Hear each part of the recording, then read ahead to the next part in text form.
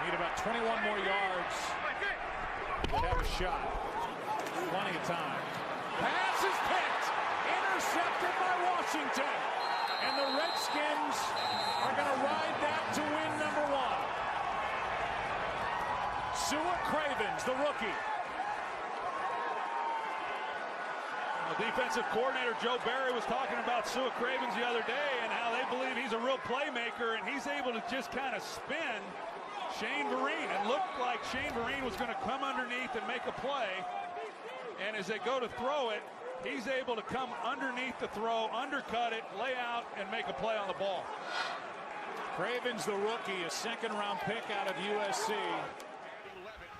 Yo, what is going on, guys? Welcome back to a new video, and I'm not even going to lie, I've never done a video like this before, and this is just me leaving my thoughts on the Redskins-Eagles game that just happened Sunday. I'm recording this now Tuesday night, and I just watched the game. It was funny because I was actually at work during the Redskins game, so I went to work Sunday at 12, so, and obviously the game started at 1, so I was able to watch it Tuesday in the morning, or not Tuesday, Monday in the morning, and I watched the whole game online, and it was really surprising because the final score was 30-17, so I thought that we were getting dominated, but that absolutely wasn't the case.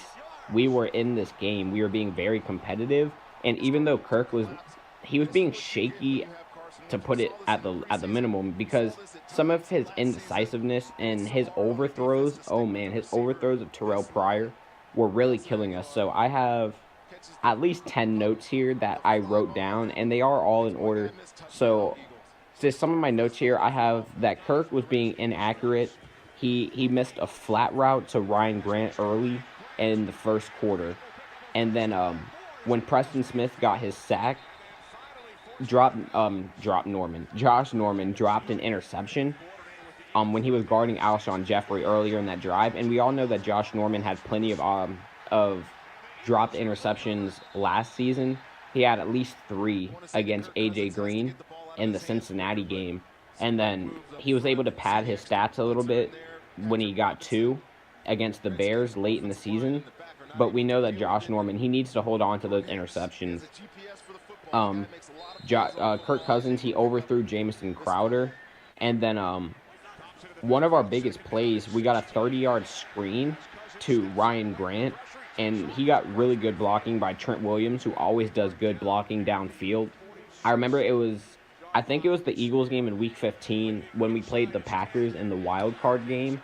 We got like a toss to the left to Chris Thompson, and it was Trent Williams who got out there and he obviously clears out linebackers, but when he's matched up with corners and safeties, they stand no chance against Trent Williams. So that was a huge 30-yard gain to Ryan Grant, which is weird that we're using Ryan Grant more than we're using Josh DOCSTON. The fact that we even planned for Ryan Grant to catch screens over Josh DOCSTON is freaking weird to me, because obviously he was our first-round pick. With Sua Cravens being out, now we almost wasted our first and second-round picks. Hopefully they can bounce back. Speaking of first and second round pick, our third round pick, Kendall Fuller, he had our third round pick from last year, Kendall Fuller, he had a heck of a good game. He forced a Nelson Aguilar fumble on a screen. It was a bubble screen from Carson Wentz, and Kendall Fuller was able to come up and make a lot of contact on it, and he forced a fumble. Mason Foster, I think, recovered it.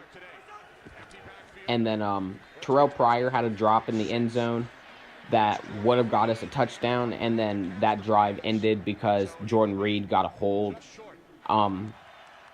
Let's see, Ryan Kerrigan, his interception, it changed the momentum of the game, and then we were able to go up 14-13. Of course, the Eagles got that field goal at the end of the half that put them up 16-14, but I think Ryan Kerrigan celebrated a little bit too much on his interception.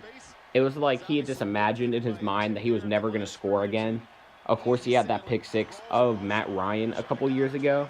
And then, so it's like he thought he was never going to score again. When he was returning that, he realized that he made a play. And he was just so excited. And Carson Wentz just should have never thrown that ball. All Kerrigan did was do his job. He covered the man in his zone. And Carson Wentz just threw that right into his arms. So good job by Kerrigan for holding on to that. let's see. Brian Quick got a good 3rd and 10 conversion when Kirk escaped the pocket very well. It looked kind of like Carson Wentz-ish, if you know what I'm saying. And that was like one of the only good Kirk escapes of the game. That was followed up by a 6-yard run by Fat Rob that was opened up, I think, by Sean Laval on the left side. And then I noticed that we don't run Rob Kelly from the shotgun ever. Whenever we're in shotgun, we don't give it to Ryan Kelly, just up the middle. Ryan Grant wasn't fighting for every inch on some of his plays. He was going out of bounds instead of dropping his shoulder and trying to get some extra yardage. We got a 4th and 2 that happened because of a pass interference on Pryor that wasn't called, so we were able to kick a field goal.